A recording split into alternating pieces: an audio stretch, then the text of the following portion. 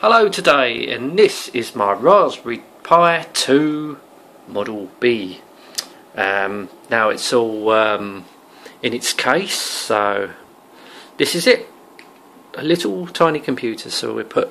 Have you seen my other video when I did sort of unboxing and just a review on the thing itself? This is the second part, really. No, it's the first part. I don't know. Anyway, let's get on with it. So we got 4 USB at the front with the Ethernet. So round the side we have speaker jack or headphone jack, HDMI. I don't know if this produces any sounds through the HDMI. I'm not too sure about that. And here we have the power cable, which is micro USB, what you would plug into a phone, like a Samsung or a Nokia, whatever. And around the back, nothing. Well, there's nothing really here. Here we have we put your ribbon in, or cable, whatever, and that will plug to like additional, maybe breaker boards or something like that. So yeah, and that's basically it from the computer. Oh, down the bottom here, this is where you put your micro SD card in, and this acts as your hard drive. You could probably plug additional hard drives in it, but I don't know if you can actually boot up from it. But now we've actually seen around the Raspberry Pi itself, Raspberry Pi 2 rather, Model B. When I look at some additional, well, this is the box it comes with instructions. So basically that's ready to be used. You can use that as it is, but obviously I'll tell a lie, because you obviously need your cables, being your internet cable or wireless internet, and obviously you need a keyboard and mouse. Luckily it didn't come with the kit because it would have cost more money, but luckily I had a keyboard with a mouse sort of touchpad on it, which is a USB wireless keyboard touchpad combination, and that I'm assuming would work fine with it. Well, it does work fine. It should work fine. Well, bloody better do. So that's that. So all we need to do, I've got internet, so I can just connect the cable straight to it. It's for, you know, it's more convenient.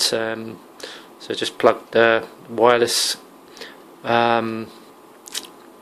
wireless keyboard combination dongle into it, plus the power system, which is basically a Nokia or a Samsung charger. You see the micro USB there, so that just plugs in and that powers the machine. Obviously you need a HDMI cable. It's only HDMI only, so you do need a HD TV or monitor for this to work, or maybe a converter so you can plug it into VGA, like from HDMI to VGA. Don't know if that works.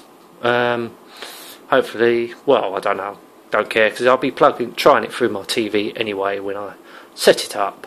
Yeah, so we got this. You don't have to use this. This is just additional for the breaker boards if you want to do your circuitry programs, LEDs. Just don't need that. That's just a case, a big, where the little micro SD goes into the big SD if you want to use it on a computer, whatever. We don't need that. Also come with a wireless internet dongle, wireless Wi-Fi dongle, whatever you want to call it. But we won't be using that at the moment.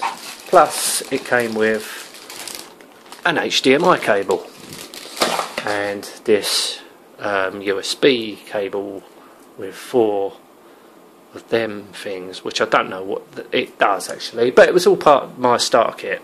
The only thing it didn't come with was the keyboard, but I could have paid a little bit more and got a keyboard, but I didn't see the point because I've already got one.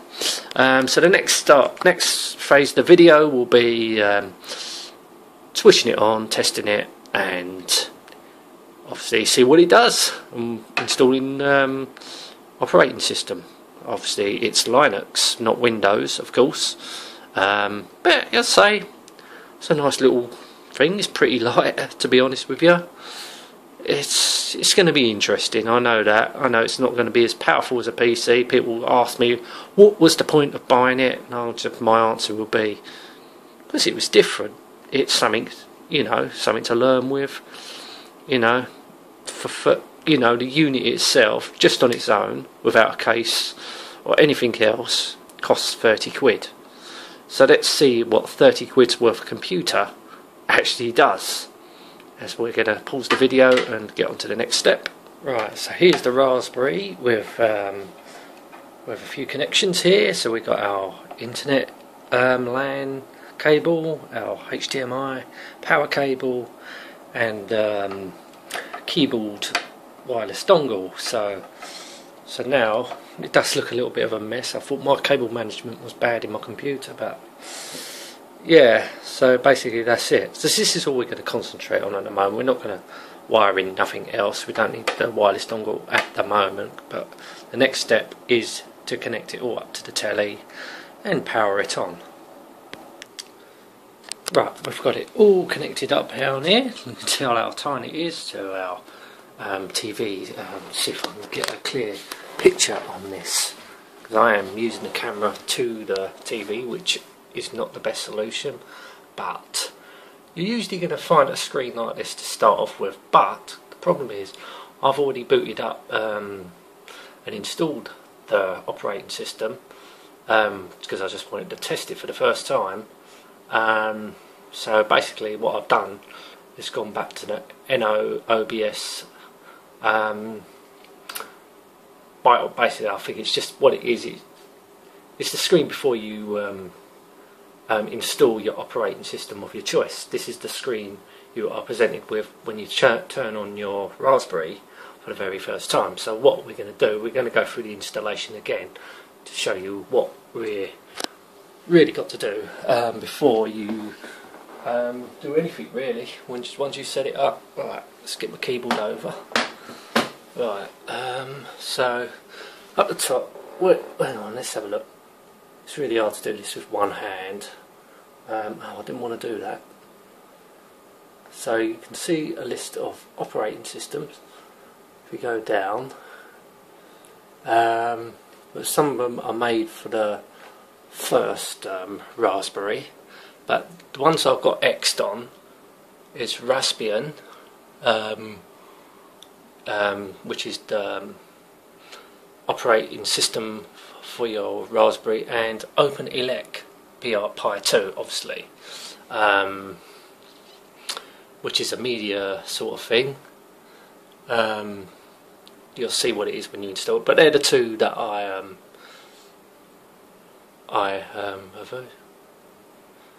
don't know. Anyway, just do what I do. Just click on the Raspbian, and where it says recommended, that's what you install, and OpenELEC. You don't need to install anything else. But that's what I'm going to do. Go through it all again. So you go install, which is up there. Yeah, it'll overwrite your SD card. Because when you buy it, there we go, starts to install. But when you buy the Raspberry for the first time, if you get the one where it comes with the SD card, it'll have that no BIOS or whatever it's called already installed. So if you haven't, you have to go to their website and install that NO OBS. Oh no, boo! I don't know that's what it is. Right, so now it's installing. It'll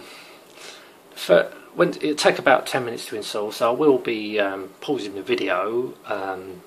But when it's installed, yeah, as I say, Raspbian is a free operating system. Oh, bloody hell, based on Linux. Anyway, what was I going to say? When you do boot, when it does finally install, your default password will be Pi, and your default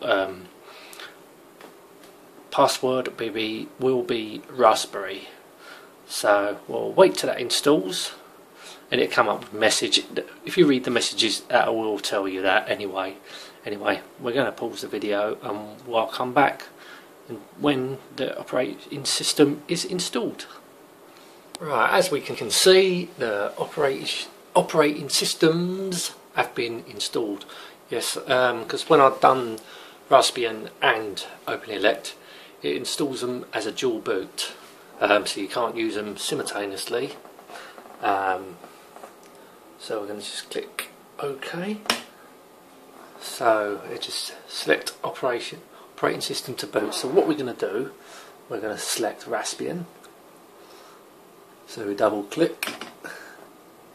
So what it does now, it restarts the computer.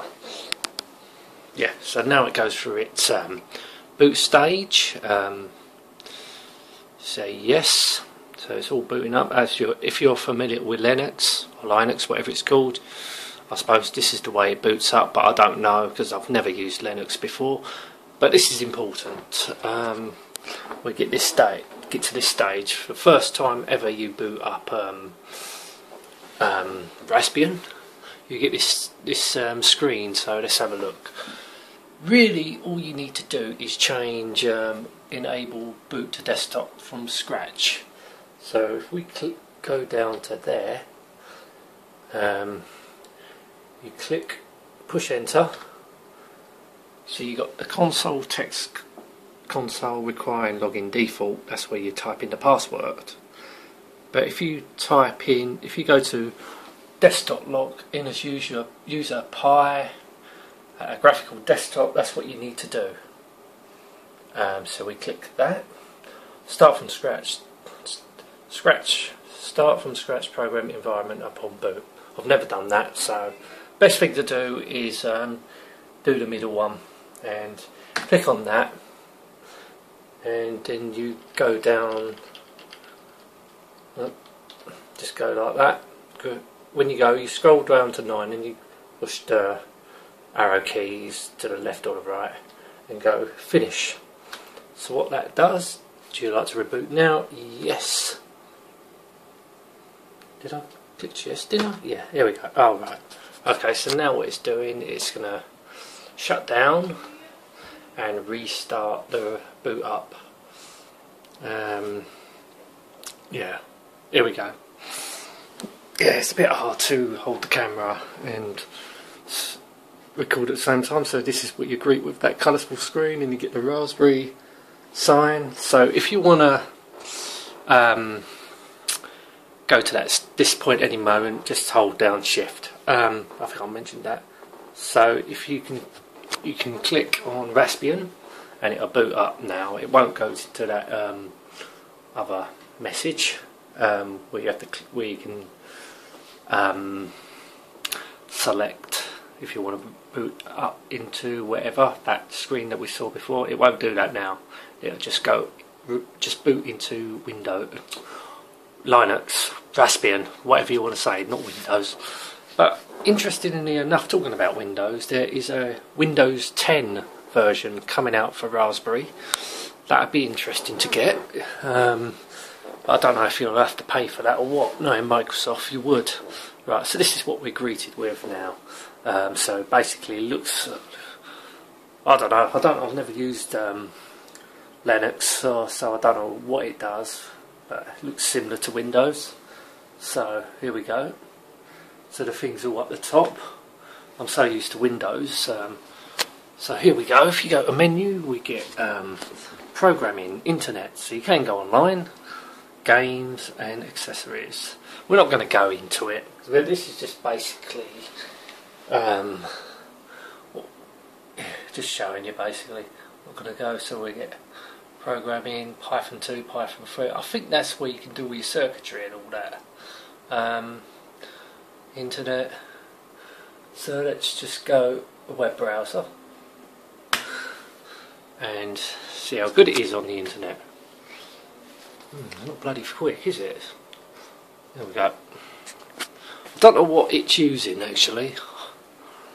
So let's just type in, I don't know, www.